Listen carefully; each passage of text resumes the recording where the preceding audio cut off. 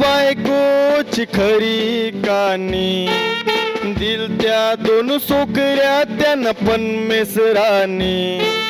पुन बायकोला पाहिजे होता सोकरा धनी, कसट करय तिचे नवऱ्याचे सामनी.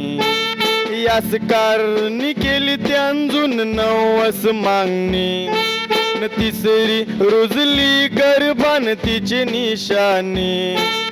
हौसला नवरा खबर येतोस कानी, काय बायकोचे लार करे राणीचे वाणी.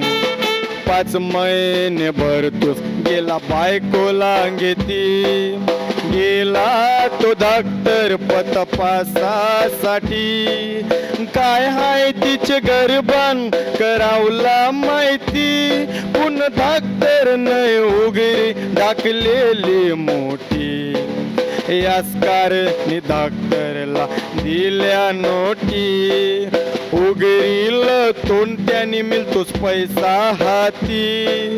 बोलला नवऱ्याला नशीब हाय तुझं पनवती, अरे तिसरी बी सोकरीस हाय बायकोचे पोटी.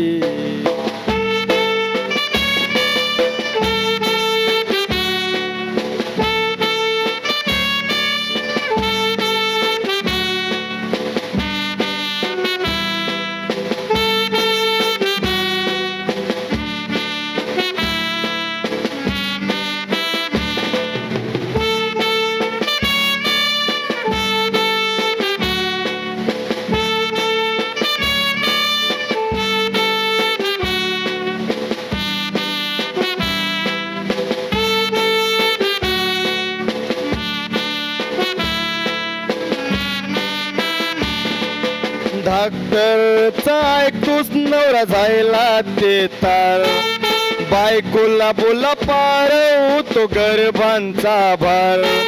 पुन बायकोनी साप दिला नकार, बोले जीव घेतलास तरी नाही औलाद पारणार.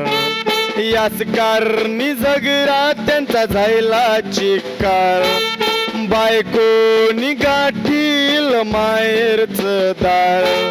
हत्याला ने वजन वाटे अंगठ्याच जार, न फलांचा भार वाई ते जार. तैसास तिचा बरवसा औरा, पण मेसरावरती होता सारा. 9 महिन्याचा वखत तिचा होतुस पुरा, गेली बालतपणाला इस्पितलाचे धारा. सुटका होतू जायला चमत्कार खरा, जवला रुपोर जायले तिला सोकरी न सोकरा. बघून नवल पल्लाय डॉक्टरचा चेहरा, बोला सगळ्यान मोठा दोन्हीन हस तू पण मिसरा.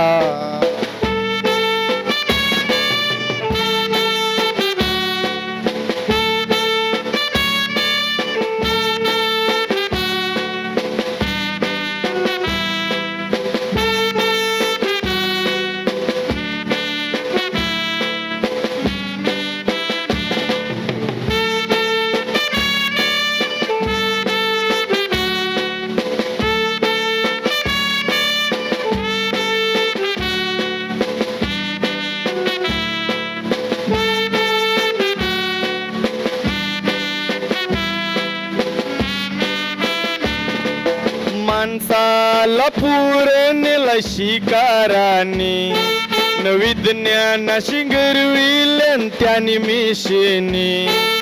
पुन माणसाला उत्पन्न केलाय ज्यानी, तोच करील या दोन्हीची कप्तानी.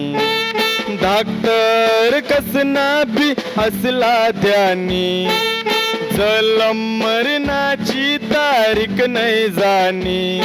ये दुनिया रचिले ज्या रचणाऱ्यानी, विज्ञान झुकेल सदा त्याचे सामनी.